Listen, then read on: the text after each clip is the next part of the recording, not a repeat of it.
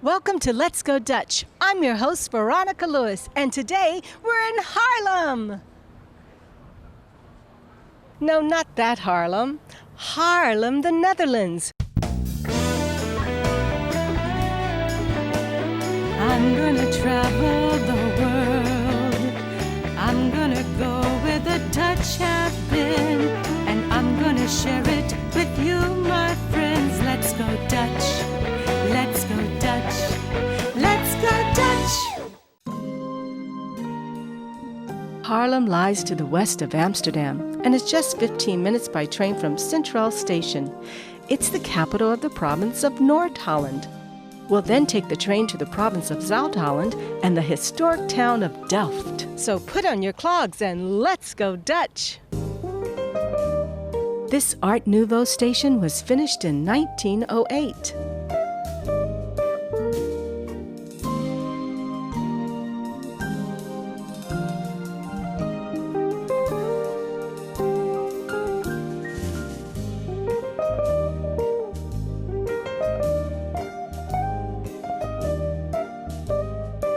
Getting to the mark is easy. There are buses right outside the train station, bike rentals, and actually it's an easy walk. But you know me, up the fiets.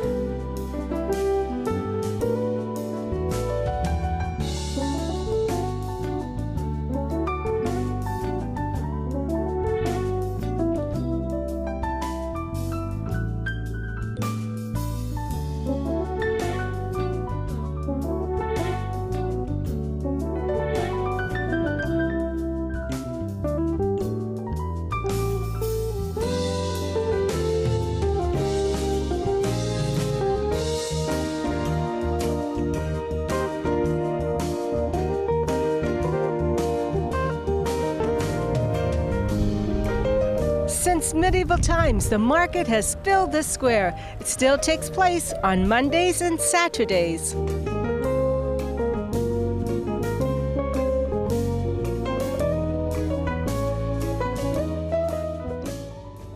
In 1245, Count Willem II granted Haarlem its charter.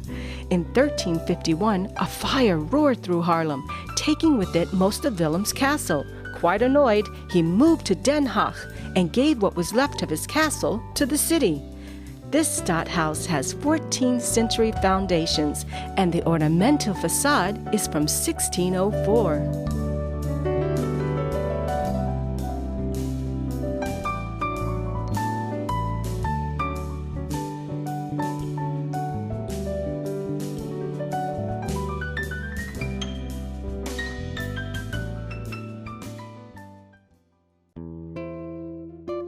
The Renaissance Vlees Hall was built in 1602, and it's where fresh meat was sold. Notice the ox head on the facade.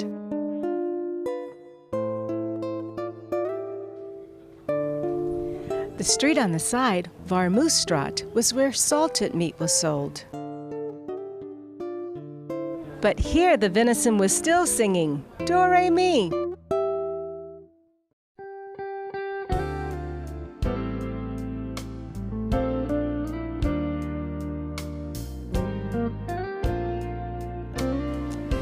The adorable little step gable in between was the fish market. Now you might ask yourself, Self, if they sold fish here, meat here, and religion there, what did they sell in the markt?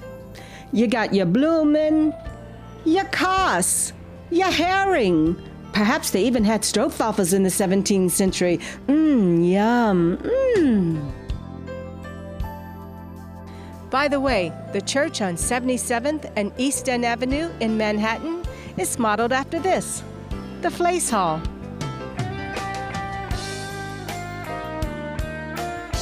Towering over the markt, the 15th century Gothic Grote Kerk. That means big church. It's also known as the St. Bavo Church.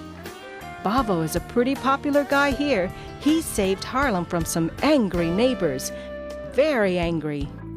That's all water under the bridge, as they say.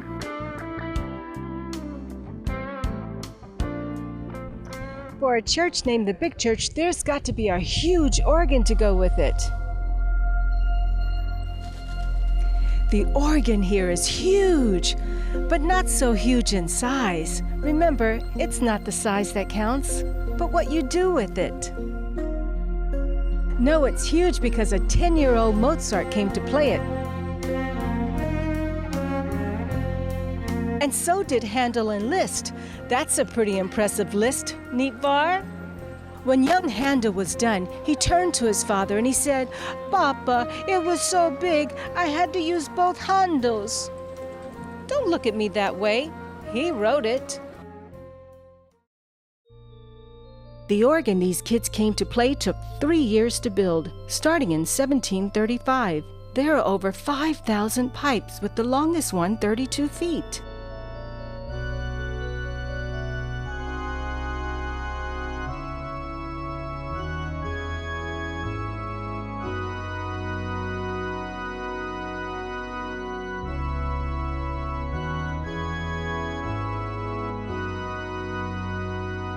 Any model ship enthusiasts out there? These models date from the 17th century. The Shipbuilders Guild gave them to the church, and they are models of the ships they were building in Haarlem. They aren't your typical hobby shop models.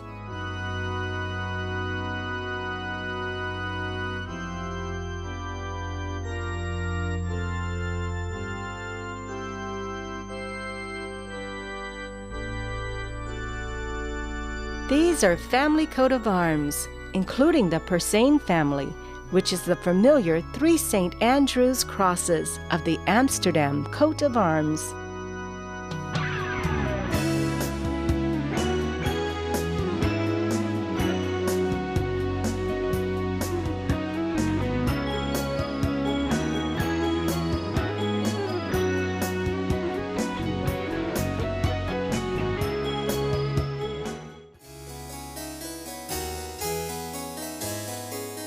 This building is the Hofgaard. In 1755, it was the Civil Guard headquarters. The building is from the 13th century, and the facade is from 1650. In 1250, it was the first town hall of Haarlem. Billy Eric, before we move on, show him your painting of the Grootmarkt. Wait, do a pan from up here first, since this is the angle you painted it at.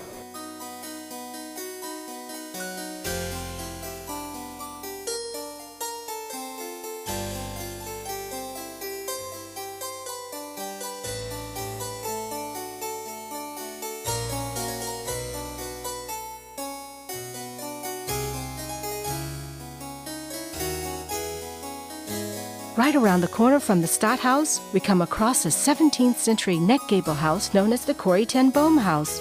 During the Nazi occupation, the ten Boom family were successful in smuggling refugees and provided a safe haven for Jews. Safe, of course, until they were betrayed and the Nazis found out.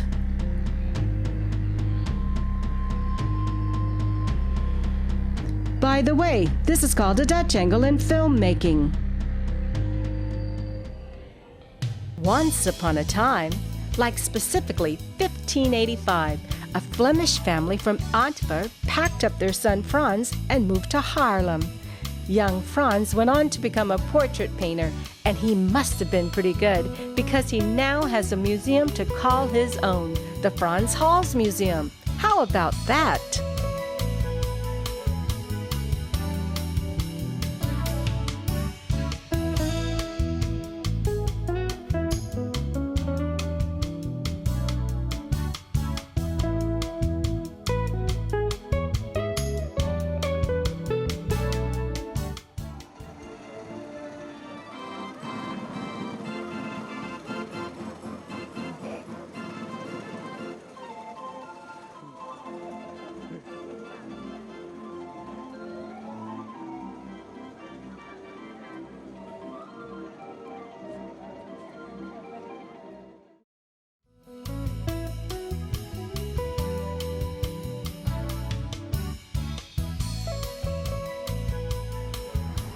This bridge is called the Gravesteinbrug. Any way you look at it, it's a postcard.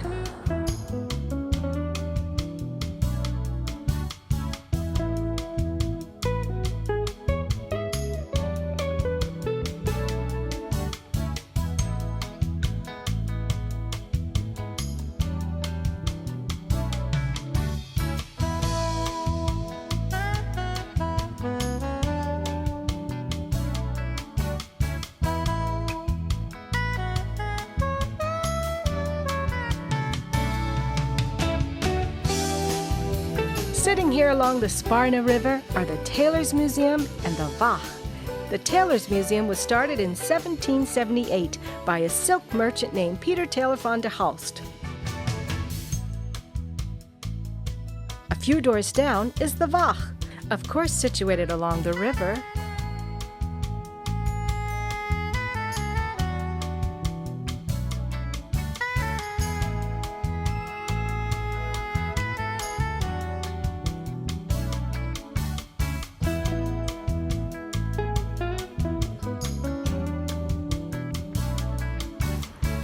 If you thought this looks like a fortress, you'd be partially right. It was part of the original defensive walls, and now it's the only surviving city gate.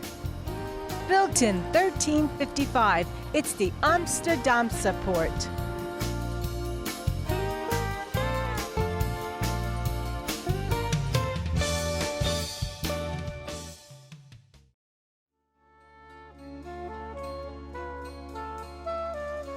See that windmill? Well, a long time ago, there was a tower there called the Goede Vrouw Toren, the Good Wife Tower. It's where the locals went to watch The Good Wife. In 1779, when the show got canceled, they tore down the tower. A windmill called the Adriaan went up in its place. The original burnt down in 1932 and was rebuilt in 2003.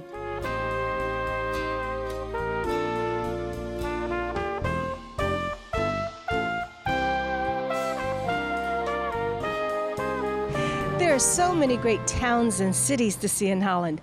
I think we should take you to see another.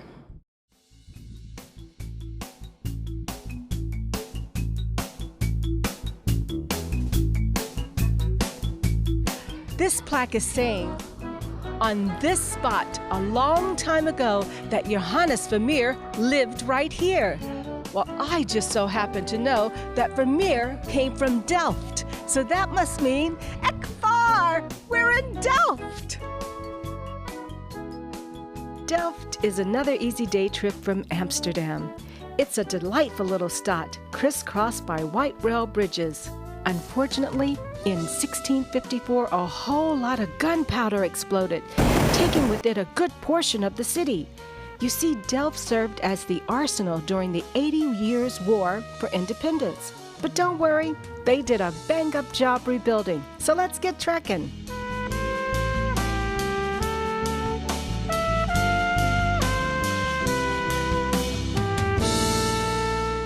The best place to start any trek is the Markt. Like David and Goliath facing each other to do battle, the Markt is dominated by the Stadhuis and the Nieuwe Kerk.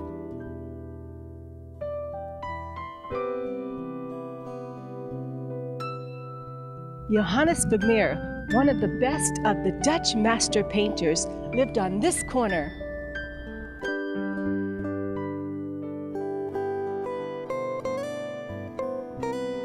Just like a lot of Dutch painters, he moved. Rembrandt moved from Leiden to Amsterdam, Frans Hal from Antwerp to Haarlem. But Vermeer, he moved from there to there. Here Vermeer, there Vermeer. Yes, he moved across the Markt. But we'll come back to Vermeer in a minute. For now, let's explore the Markt.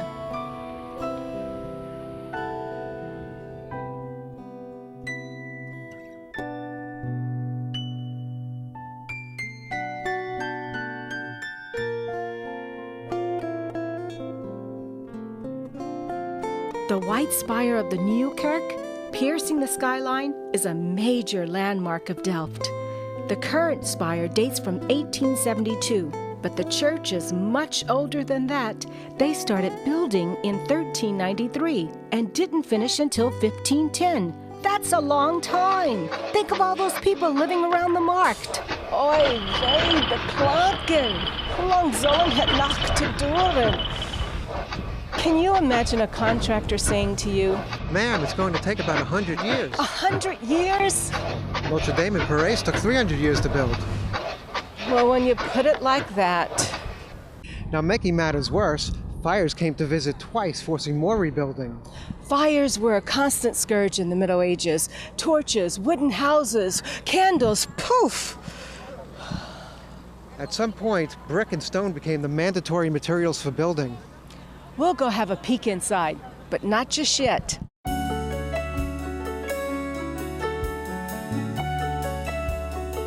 Facing the Nieuwe Kerk is the Stadhuis. The Stadhuis was built in 1618 in a Renaissance style. The tower, however, is built in Gothic style from the 13th century.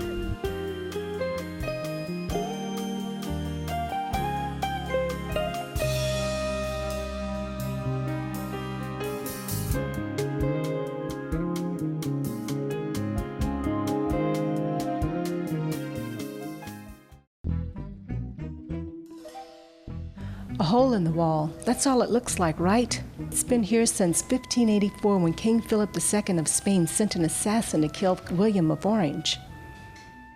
At the time, William, perhaps the George Washington of Holland, was leading the War of Independence from Spain.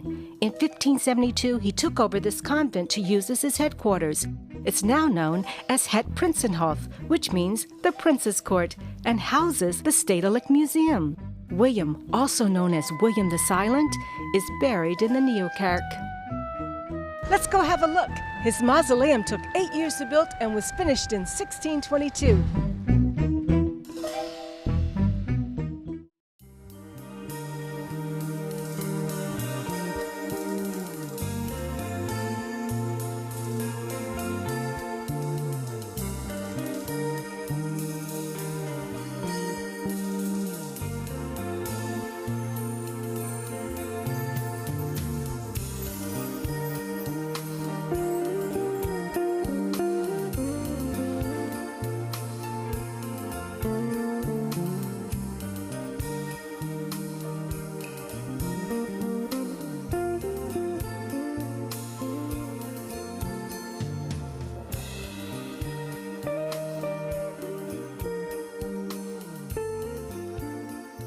Just like Amsterdam, Delft has a Nieuwe Kerk and an Oude Kerk.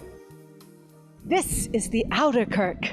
The church itself is from the 13th century, and the tower is 14th century. There are 2 stars in here. Local boy make good, Johannes Vermeer. He's buried in here. And also Dutch naval hero Piet Hein. He's also buried here. He's another rock star because he captured the Spanish silver fleet. For that, he got himself something better than the keys to the city, a ditty. Piet Hein, Piet Hein, Piet Hein zijn naam is klein.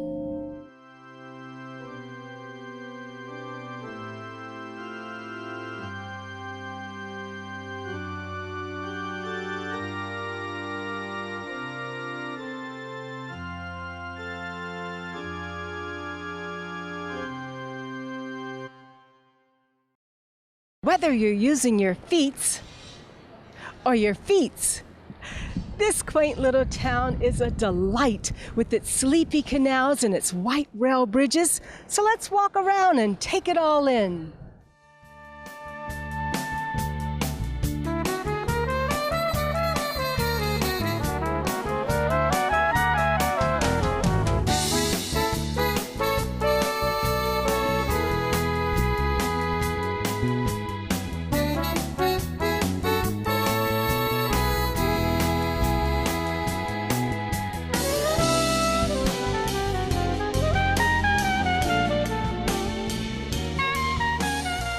All Dutch towns have a weihouse, a waag. This building is from 1644. Right around the corner is the former meat and fish market. In neoclassical style from 1650, this was the meat market. Notice the animal heads on the facade. It's now called the Corn Boers. That's because in 1871, it became the corn market. Legend has it when it changed from the meat market to corn, you could get a pretty good corned beef sandwich here. Right over here is the fish bunken, the place to go for fish.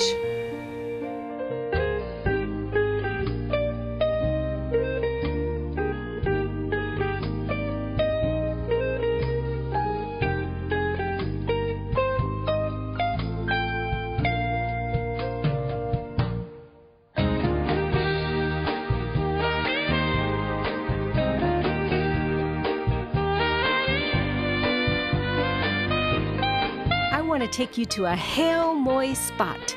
We're going to the postcard view of the Old Sport, the East Gate. Dating from around 1400, ladies and gentlemen, I present to you the Old Sport and the Old Sport Brug.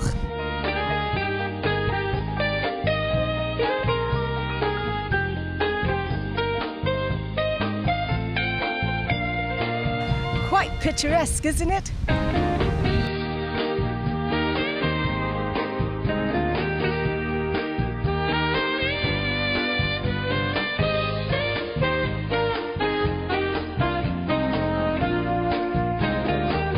Because Delft is situated close to a harbor, it made a good location for the trade and exploration business. So good, in fact, that in 1631 the Dutch East Indies Company set up shop in this house, and Delft became one of the 6 seats of the company. 8 years later, the Dutch West Indies Company followed. These are the guys that funded the building of New Amsterdam. The design of the house is Renaissance style. Notice the VOC sign.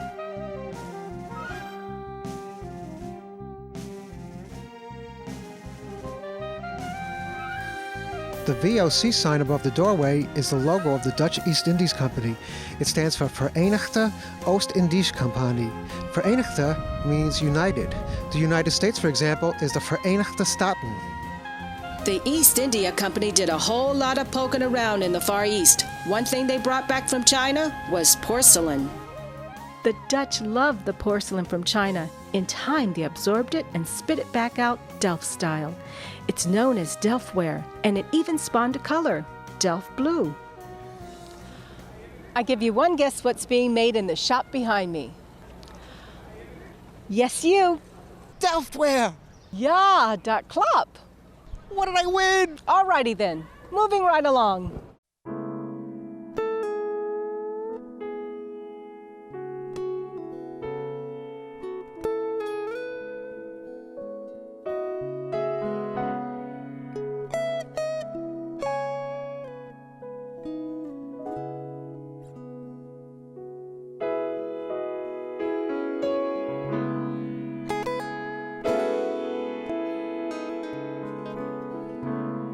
This canal is the Outer Delft, and it's thought to have been dug around 1100, and it's where Delft gets its name from.